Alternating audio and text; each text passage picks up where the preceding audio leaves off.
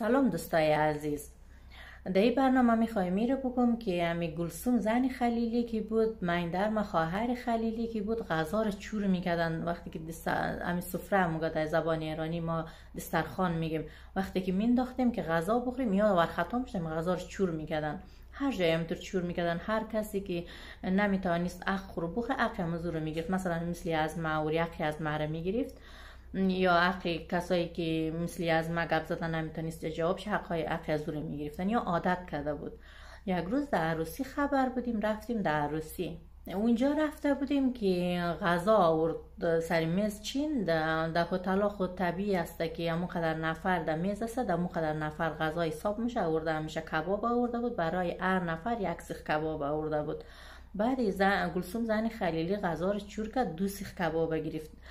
دیگرها یک سیخ کباب گرفت، 2 سیخ کباب گرفت، اخی از مرم گرفت. یک زن اینجا 6 تا بود در میز مو. زن از جای خوب بلند شده، سیخ از سر قاب زن خلیلی گرفت، از سر پیشقاب گلسوم زن خلیلی. گفتی یا اخی سکینه خانوم است، با نیر سکینه خانوم بخوره. بعد این کباب که خوردم خیلی مزه داد. گفتم باش توری کباب خوش مزه میدیه. این زن گفته بخور نوشی جانت، مزه میدیه که گلسوم زن خلیلی معاون رئیس جمهور ور خطا شده چور میکنه. اگه مزه ندیه خب پس هم چور نمیکنه. این عروسی بچه‌شی شده بوده، عالیم بچندشی. و عالیم بچه از زن دیگه هسته. این عروسی از این بود. در عروسی رفته بودیم، سر میز برابر شده بودیم. ما بودم، یکی از فامیلای دوستای پدر ما بوده. در میز شیشته بودیم غذا میخوردیم. گلسوم زن خلیلی دیگه غذا رو مخوره، 3 به 1 چک میزنه طرفی از ما، لول میده و پرتم میکنه. بخور یتیمک. فرنی رو یک قاشق مخوره، دیگهش رو امیر گت ود میکنه. فرنی رو روی قاشق با غوریر طرف من در مضبوط طلا میده. بخور یتیمک. باز می گوشت مخوره استخوان میزنه طرفی از ما در پیشقابی از ما. بخور یتیمک. خوچی گوشت چیرمو چیله، باز استخوان که چی نمونه، باز طرفی از ما میندازم. من دیگه هیچ گپ زدن نمیتونم. اگه گپ بزنم کنالی به غیرت بیرار خلیلی مرد پیش از 1000 یک دانه راست دروغ میگه. یه ما دیگه شو چپکده میزنی بیننگ به غیرت.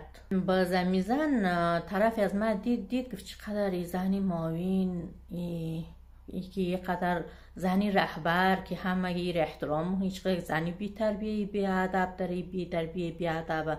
اما که در میز میشته بود گفت طرف مسایه که گفت میفهمم که خیلی بی تربیه، خوددادان از بی تربیه انداز بهتر است که آرام بشینی. منم دیدم. بخور اتیمک. عزیز یاد لایق نداری. مفهمی که من کی هستم، من زنی کی هستم، زنی یک پای خلق هستم، زنی خلیلی هستم. مرا میشناسی نمیشناسی، من کی هستم. میگم غذا مخورم، اما یک لقمه مخوره، یک لقمه سر میز همینطور باد میکنه و طرف میندازه، باز همینطور بی تربیگی میکرد. خیلی آدم بی تربیه بی ادب. من میقدر در زندگی خوب انسان دیدم مثل گلسوم زن خلیلی و بی تربیه بی ادب ندیدم دوستای عزیز.